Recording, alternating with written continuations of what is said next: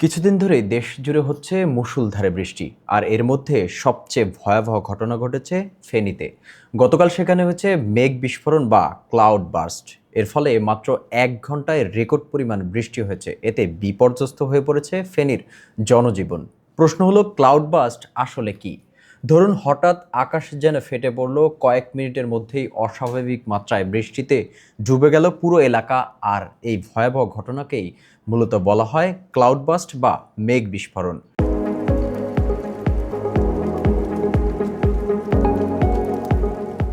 ক্লাউডবাস্ট হলো এমন একটি প্রাকৃতিক ঘটনা যেখানে খুব অল্প সময়ের মধ্যে নির্দিষ্ট একটি ছোট এলাকায় স্বাভাবিকের চেয়েও কয়েক গুণ বেশি পরিমাণে বৃষ্টি হয়।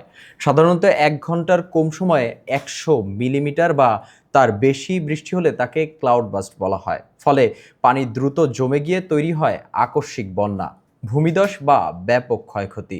চলুন জেনে নেই কেন হয় এই ক্লাউডবাস্ট। ক্লাউডবাস্ট আবহাওয়ায় এক জটিল প্রক্রিয়া। যখন গরম ও আর্দ্র বাতাস দ্রুত উপরে উঠে যায়, তখন তা ঠান্ডা হয়ে ঘনীভূত হয় এবং তৈরি করে ঘন মেঘ। এই মেঘ জমতে থাকে বিপুল পরিমাণ জলীয় বাষ্প। সাধারণত এই পানি ধীরে ধীরে বৃষ্টি হিসেবে ঝরে পড়ে। কিন্তু কখনো কখনো বাতাসের প্রবাহ দুর্বল হয়ে পড়লে বা মেঘ আটকে গেলে সেই পানি একসঙ্গে ভারী বৃষ্টি আকারে নিচে নেমে আসে। তখনই ঘটে ক্লাউড বাস্ট। বিশেষ করে পাহাড়ি এলাকায় এই ঘটনা সবচেয়ে বেশি দেখা যায়, কারণ পাহাড়ে বাতাসের গতিপথকে বাধাগ্রস্ত করে। ফলে মেঘ স্থির হয়ে পড়ে এবং হঠাৎ করে বৃষ্টি ঝরে পড়ে। ভারতের হিমালয় অঞ্চল, পাকিস্তান এবং নেপালে প্রায় ক্লাউডবাস্টের ঘটনা ঘটে। ক্লাউডবাস্টের সবচেয়ে বড় বিপদ হলো এর আকস্মিকতা। এটি আগাম পূর্বাভাস দেওয়া খুব কঠিন। কয়েক মিনিটের মধ্যে রাস্তা নদীতে পরিণত হয়, ঘরবাড়ি ভেসে যায়, এমনকি প্রাণহানির ঘটনাও ঘটে। বাংলাদেশে সরাসরি ক্লাউডবাস্ট খুব কম হলেও জলবায়ু পরিবর্তনের কারণে অস্বাভাবিক ভারী বৃষ্টির প্রবণতা বাড়ছে।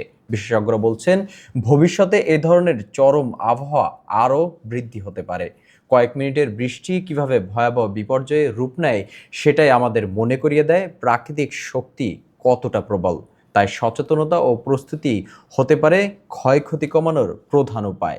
পাহাড়ি এলাকায় বসবাসকারীদের সতর্ক থাকা, আবহাওয়ার পূর্বাভাস অনুসরণ করা এবং জরুরি পরিস্থিতিতে দ্রুত নিরাপদ স্থানে সরে যাওয়া অত্যন্ত গুরুত্বপূর্ণ। Prime TV desk report.